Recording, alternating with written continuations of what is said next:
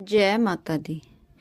रामायण के बारे में तो हम सभी जानते हैं, लेकिन क्या आपको पता है कि जब सीता का स्वयंवर हुआ था तो राजा जनक ने अयोध्या में किसी व्यक्ति को भी उसका निमंत्रण नहीं भेजा था।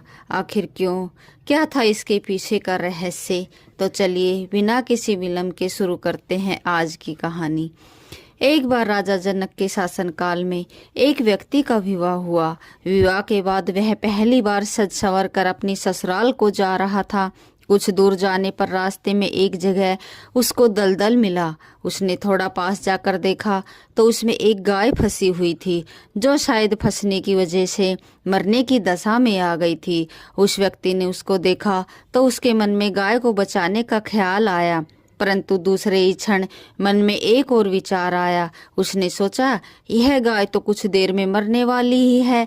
अगर मैं इसको यहाँ से बाहर निकालने के लिए इस दलदल में घुसा तो मेरे कपड़े और जूते खराब हो जाएंगे और मैं अपनी ससुराल में ऐसी हालत में कैसे जा पाऊंगा। यह सोचकर वो गाय के ऊपर पैर रखकर आगे बढ़ गया। जैसे ही वे आगे बढ़ा, गाय ने जब उसे जाते हुए देखा तो उस व्यक्ति को शाप दिया कि जिसके लिए तू जा रहा है उसे तू देख नहीं पाएगा। यदि तू उसे देखेगा भी तो वह तत्काल ही मृत्यु को प्राप्त हो जाएगी। यह कहकर कुछ ही क्षण में गाय के प्राण निकल गए। उस श्राप को सुनकर वह व्यक्ति दुविधा में फंस गया। उसे अपने किए पर बहुत पछतावा हो रहा था, परंतु अब कुछ नहीं हो सकता था। जो होना था वो तो हो चुका था। अब वह व्यक्ति उस गाय के श्राप से मुक्त होने का विचार करने लगा।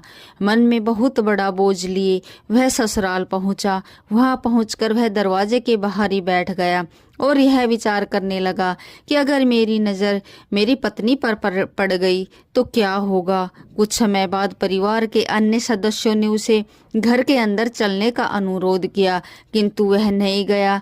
रास्ते में जो घटना घटित हुई वह भी उसके बारे में किसी को नहीं बताया। उसके दिमाग में तो गाय के द्वारा दिया गया श्राप बार बार गूंज रहा था। जब उसकी पत्नी को उसके घर के अंदर न आने की बात पता चली तो उसने अपने घर वालों से कहा कि चलो मैं ही चलकर उन्हें घर के अंदर लेकर आती हूँ। पत्नी ने जब जाकर उससे कहा कि आप घर के अंदर क्यों नहीं आ रहे हो, और मैं जो भी बोल रही हूँ उसे सुनकर भी मेरे सामने होते हुए भी मेरी आंखों से आंखें क्यों नहीं मिला रहे और आप मेरी तरफ क्यों नहीं देख रहे। व्यक्ति अपनी पत्नी की बात सुनने पर भी चुप रहा।